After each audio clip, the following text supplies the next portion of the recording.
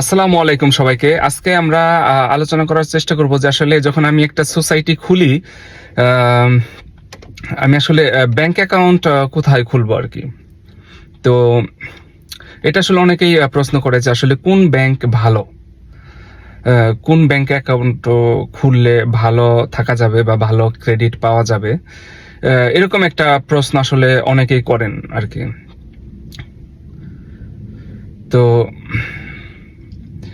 Bank আসলে কি, bank আসলে সবগুলোই ভালো।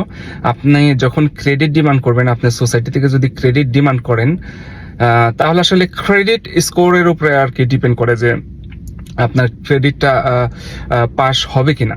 তো আপনার ব্যাংক সবগুলোই ভালো। এখানে কয়েকটা জিনিস আর কি ডিপেন্ড করে। এর মধ্যে আপনার যে ব্যাংকে আপনি দেখবেন আপনার এরিয়ার যে ব্যাংক আর কি একটু মানে লেনদেন ভালো হচ্ছে, বা একটু এরিয়াটা এমন যে যেখানে মোটামুটি বোঝা যায় যে এখানে লেনদেন অনেক ভালো হয়, তো সেই ব্যাংকগুলোতে আপনার যদি আপনি অ্যাকাউন্ট খোলেন তাহলে সেখানে আপনার ক্রেডিট পাওয়ার সম্ভাবনা বেশি থাকে। এগুলা টোটালি 100% না, বাট আপনি বেসিক ধারণা করতে পারেন যে যেখানে অনেক টাকা ফ্লো হচ্ছে, অনেক মানি ফ্লো হচ্ছে, সেখানে আপনার ফ্যাসিলিটি পাওয়ার সম্ভাবনা বেশি থাকবে।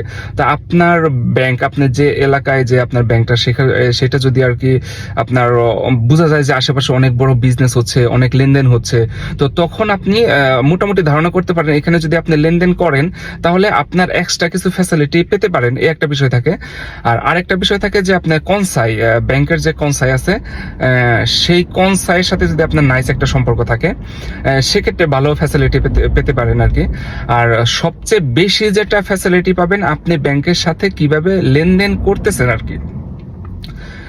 তো এইটা হচ্ছে সবচেয়ে বেশি জরুরি আর কি। আপনি যদি catch me if you can মুভিটা দেখেন, তো সেখানে একটা অংশে বলা হয়েছে যে আসলে ব্যাংক হচ্ছে এমন একটা বিষয় যে বৃষ্টির সময় আপনাকে ছাতা নিয়ে যাবে, বৃষ্টি চলে গেলে আপনাকে ছাতা দিবে আর কি।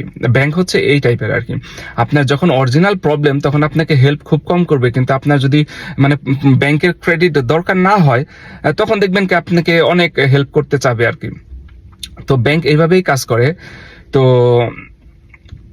আপনার যেটা খেয়াল রাখলে ভালো হয়, আপনি যেখানে ব্যাংক অ্যাকাউন্ট খুলবেন সেই এরিয়াটা কতটা পপুলার আর কি, কতটা লেনদেন হওয়ার সম্ভাবনা অনেক বেশি থাকে। আশেপাশে দেখলে বোঝা যাবে। আপনি যদি একদম বিলে একটি ব্যাংক অ্যাকাউন্ট খুলেন, সেখানে লেনদেন কম হয়, ক্রেডিট পাস হওয়ার সম্ভাবনা কম থাকে। আর আপনার কনসাইয়ের সাথে কনসাই বা চেয়ারের একটু পাওয়ার থাকে আর কি। যে কোনো জায়গায়, পৃথিবীর আপনি যে কোনো জায়গায় যান, চেয়ারের একটা ভ্যালু থাকে। তো চেয়ারে যে ব্যক্তিটা থাকে সে কিছুটা এদিক ওদিক করে বা আপনাকে কিছুটা হেল্প করতে পারে। ইভেন কে দেখবেন যখন একটা দেশ চেঞ্জ হয়, একটা দেশের গভর্নমেন্ট চেঞ্জ হয়, তখনও কিন্তু নানান কিছু সবকিছু আবার নড়ে চড়ে বসে আর কি, যে চেয়ারটা চেঞ্জ হয়েছে, দেখি নতুন কিছু আসে কিনা। তো চেয়ারের একটা ভ্যালু থাকে। আর মেন যেটা গুরুত্ব দেওয়া হয় আপনার কতটুকু আপনি ব্যাংকে লেনদেন করতেছেন। তো যে কোনো অ্যামাউন্টই হোক আপনি ট্রাই করেন যে ব্যাংকে যদি লেনদেন করেন, এবং কি ব্যাংক আপনাকে তখন হেল্প করবে আর কি। সো ব্যাংকের সাথে লেনদেন একটা সম্পর্ক, বিগ ফ্যাক্ট, যেটা আসলে প্রথম প্রায়োরিটি।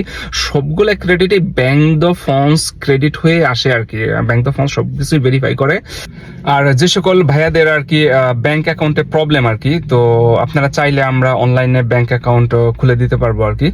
তো এক্ষেত্রে আমরা বলবো যে আপনি এই দেশের যে মানে গভর্নমেন্ট রিলেটেড যে ব্যাংক, সেগুলাতেই আপনি খুলেন। যদি ইন কেস আর কোনো রাস্তা পাওয়া যাচ্ছে না, তখন হয়তো আমরা অনলাইন ব্যাংক অ্যাকাউন্ট খুলে দিলাম, এবং কি সেই সাথে কিছু কনসাই দেওয়ার চেষ্টা করব যে কি কি প্রবলেম হতে পারে এবং কি কি সুবিধা হতে পারে আর কি। সো ধন্যবাদ, ভালো থাকবেন, আসসালামু আলাইকুম।